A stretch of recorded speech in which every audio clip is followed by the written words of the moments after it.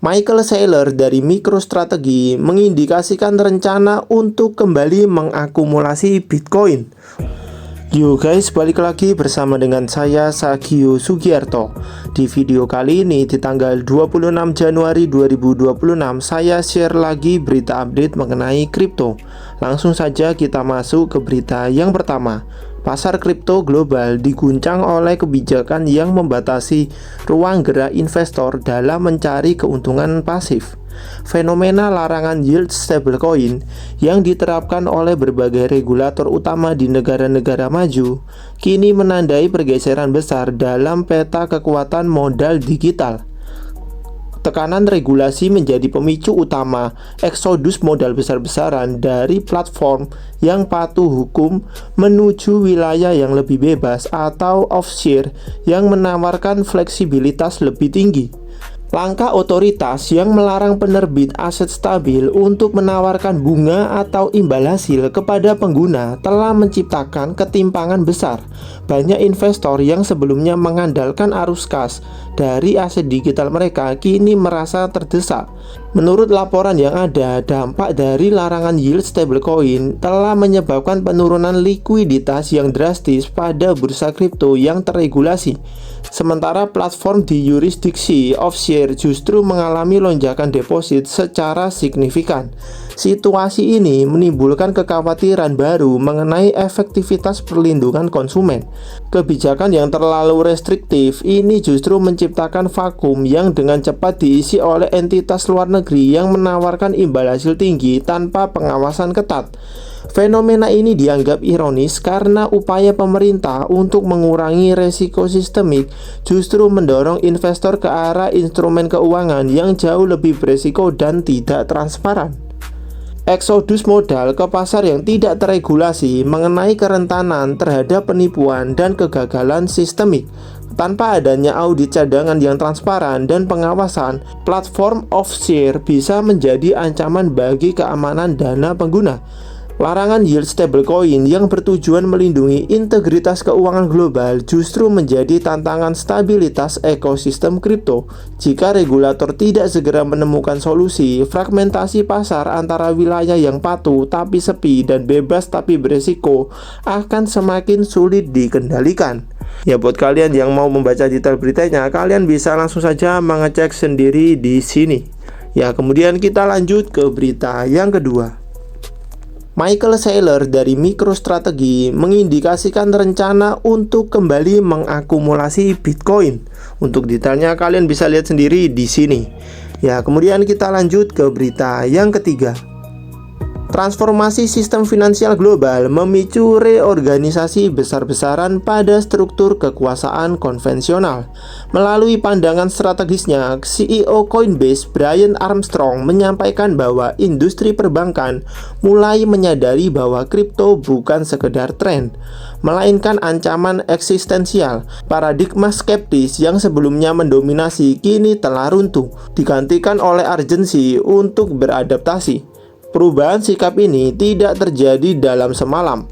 Menurut Brian, integrasi blockchain yang semakin masif ke dalam sistem pembayaran dan pengelolaan aset telah memangkas efisiensi yang selama ini menjadi monopoli perbankan. Menurut laporan yang ada, para bos perbankan raksasa tidak lagi mengabaikan kecepatan dan biaya rendah yang ditawarkan oleh ekosistem terdesentralisasi. Dalam diskusinya, CEO Coinbase menekankan bahwa perbankan yang tidak segera beradaptasi dengan teknologi Web3 beresiko kehilangan relevansi di mata generasi investor baru. Ketakutan ini tercermin dari semakin intensifnya upaya lobi perbankan di Washington untuk memperketat regulasi kripto sebagai upaya menghambat laju inovasi yang mulai menggerus pangsa pasar mereka. Meskipun dianggap sebagai ancaman, beberapa bank besar mulai memilih untuk mengintegrasikan layanan kripto. Persaingan ini diprediksi akan semakin sengit seiring dengan meningkatnya adopsi stablecoin sebagai alat pembayaran yang lebih efisien dibandingkan sistem SWIFT tradisional. Bagi CEO Coinbase, ini adalah kemenangan bagi industri kripto. Jika dulu Bitcoin dianggap sebagai aset spekulatif, kini menjadi standar baru yang memaksa raksasa finansial untuk merombak model bisnisnya. Pilihannya hanya ada dua: ikut berevolusi atau perlahan terpinggirkan oleh efisiensi digital. Untuk detailnya kalian bisa baca sendiri di sini. Ya, kemudian kita lanjut ke berita yang keempat. Silver mencetak all-time high baru di tengah meningkatnya ketidakpastian geopolitik global. Harga saat ini $106. Ya, kemudian kita lanjut ke berita yang terakhir. Wales mengalami unrealized loss sebesar $84 juta dari posisi long pada Ethereum, Bitcoin, dan juga Solana. Ya, kemudian saya share juga mengenai data likuidasi dalam 24 jam terakhir. Kurang lebih ada sebanyak 208.000 trader yang telah dilikuidasi. Total likuidasi mencapai $663 juta. Mayoritas yang kena likuidasi ada di exchange Binance, Bybit, dan juga DEX Hyperliquid. Seperti biasa, saya mengingatkan kepada kalian semua, jika kalian tidak mengerti bagaimana cara untuk menganalisa market kripto dengan menggunakan grafik, lebih baik kalian belajar dulu. Setelah kalian belajar, maka kalian baru boleh mencoba untuk trading di market spot.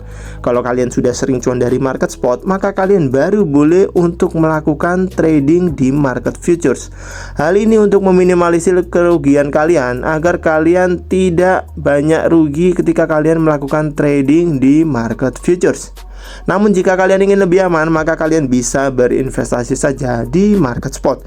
Kalian hanya perlu mempelajari fundamental dari aset-aset yang ingin kalian investasi, di mana kalian harus bisa menemukan aset kripto apa yang bagus untuk diinvestasi.